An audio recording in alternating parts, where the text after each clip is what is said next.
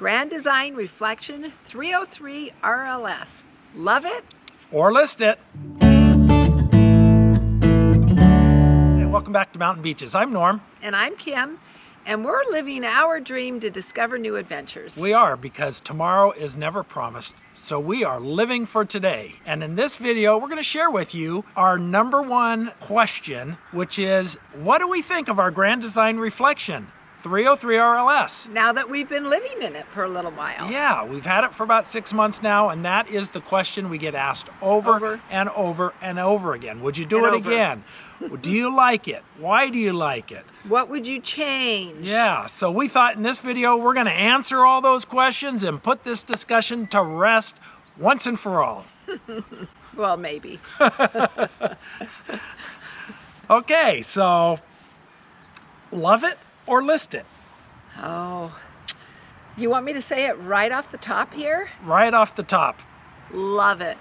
Love, love, love, love it. No question about it. We both absolutely love this RV. We have no regrets whatsoever on the purchase. Nope. It's just perfect for us. It is perfect for us. Have we had little things that have happened that we didn't know quite what to do with it? Yep, we've had hiccups along the way. It's an RV. It's an earthquake on wheels. And also we understand that there is no such thing as the perfect RV, but this is perfect for us. And not only that, whenever you buy a new RV, you have your own personal learning curve. Right. So there might be things that is not the RV's fault, but is your fault because, or our fault because of the learning curve in learning to utilize this new RV. Right, and we have certainly had our share of those.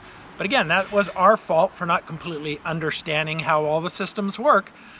But overall, we just could not be happier with our decision to make this purchase. It has not had problems. It has been just what we needed, but we did have to make some, I don't know, sacrifices or trade-offs, maybe is a better word, trade-offs, on some of the items on our wish list to pick up this particular model. Yep. So, hon, what is your top thing that you love about this RV? Because he sits down almost every morning or every night and he says with a big smile on his face, I love this. Our RV. I do that almost every single night or morning. Yep. So what is the #1 thing that I love about it? Oh my gosh. That's a hard one. I just love the layout. I love the rear living and the floor plan that it has. And it's spacious. We have 3 slides. I know some people that have up to 6 slides. I can't imagine having 6 slides in an RV. John and Mercedes, I don't know about that, but 3 slides works perfect for us. We're coming from a fifth wheel, an older fifth wheel that just had 1 slide, and having 3 slides just seems, it's so spacious inside. Especially having those opposing slides in the living room. It just really makes a big difference. My brother-in-law was over the other day, and he is 6'4". I thought 6'6", but 6'6". He's anyway, taller than I am, and I'm 6'2". He's tall, and he felt completely comfortable in the RV. Yeah, even all the way up into the bedroom where the ceiling is lower. He said, hey, this is fine. There was, maybe this much room above him, but in the living room area and the kitchen area, it's got a really tall ceiling, and that helps to make it feel spacious along with the opposing slides. So I just really love the layout and how it has the big windows, and the big windows on our camp side, and then the kitchen on the other side. We have an island. It gives us lots of counter space. I love the theater seats and just reclining back, and we've got the fire on the other side. You're putting it all in one answer. You're taking all the juice. Okay, video over. Jeez. Can you tell I like it? Love it? Oh my gosh. Okay, now I'll turn it over to you. I'm going to be quiet. Yeah. And let Kim. Yeah, we'll see. I really enjoy all the counter space. The counter space. I already said that. Shut up.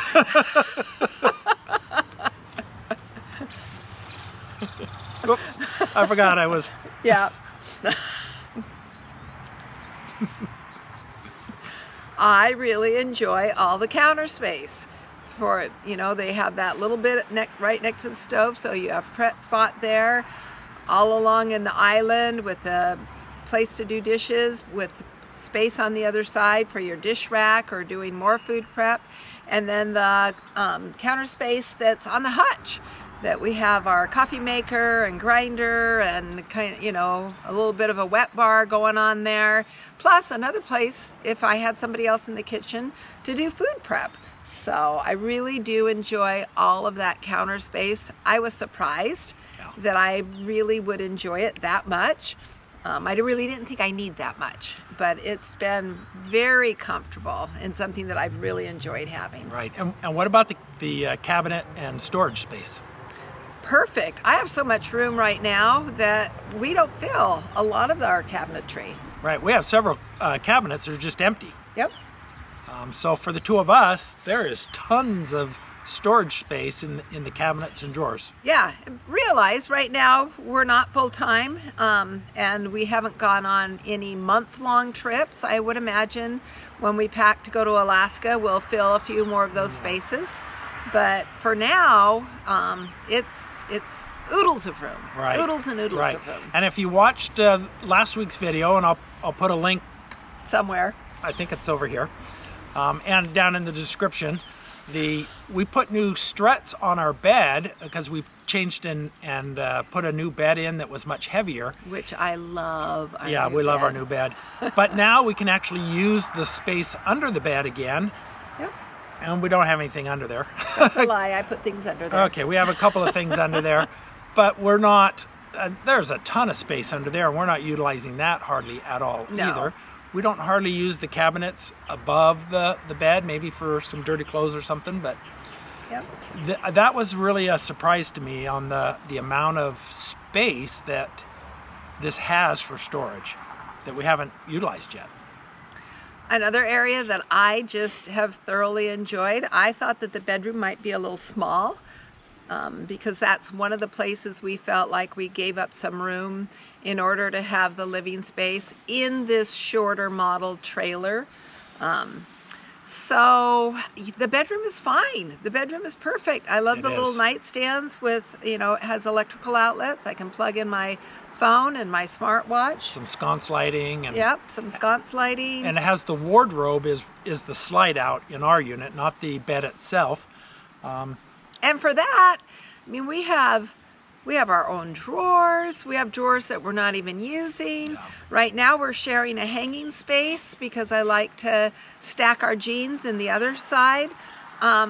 It's, like I said, oodles of room for us. Yeah. We're trying to be very minimalistic and downsize and not to bring too many things along with us. Seems to be working. So far. Yep, so far so good. And yeah, it's really good. What about the outside? What do you love about the outside? I really love the look. In this new 2020 model, they went away from kind of a beige, beige yellow, color, goldish looking thing, and now it's more whites and blacks and grays, and I think it's classy. I really like the look of the exterior. But one of the things that really caused us to pick this model was the length and the size. We did not want a huge RV, and this one actually is bigger than our last one. It's 1.5 feet longer, so this is 32.5 feet. We just did not want to go 35, 37, 40 foot long.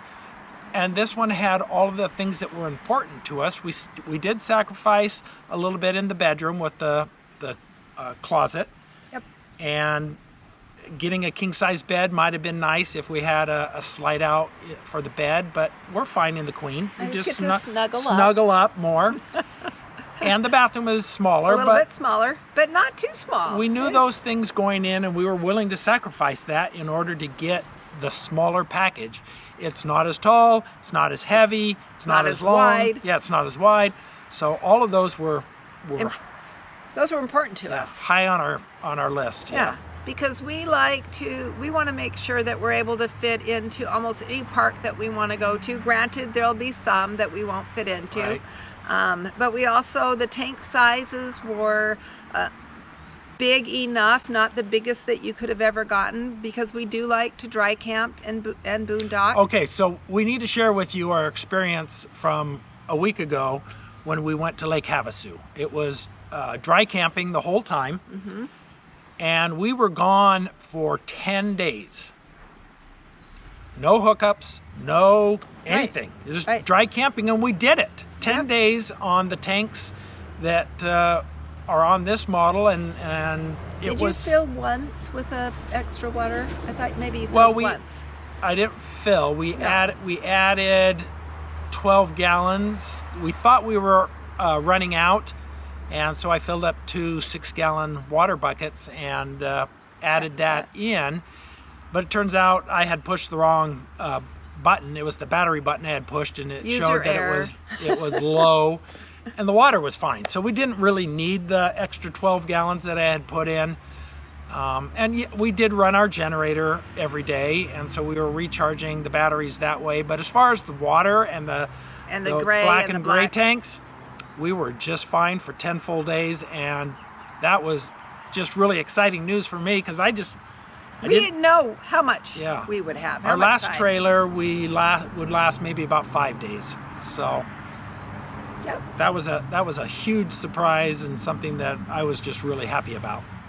Yeah, it gave us an idea of what we can do in the future. Yeah. So would we buy this trailer again? Absolutely, in a heartbeat. Yes, absolutely, in a heartbeat. Right now we're at my dad's property. It's a mandarin orchard, and that I've inherited. And we've been able to stay here the whole time while we've gone to family functions and enjoy the mandarins and enjoy family. Yeah, let me turn the camera around and you can get a little glimpse of what we're talking about. That's at least part of the farm. You can see some trees off there in the distance. It's just gorgeous here. It is absolutely gorgeous. We've enjoyed our time here. Putting it up for sale. So if anybody out there wants a 20-acre mandarin farm in Penryn, California, let us know. We'll hook you up with our agent. You know what you're doing there? I do know what I'm doing, but I'm slow. I don't know that I ever had an edge, but I definitely don't have one now. Well, your coat matches the fruit.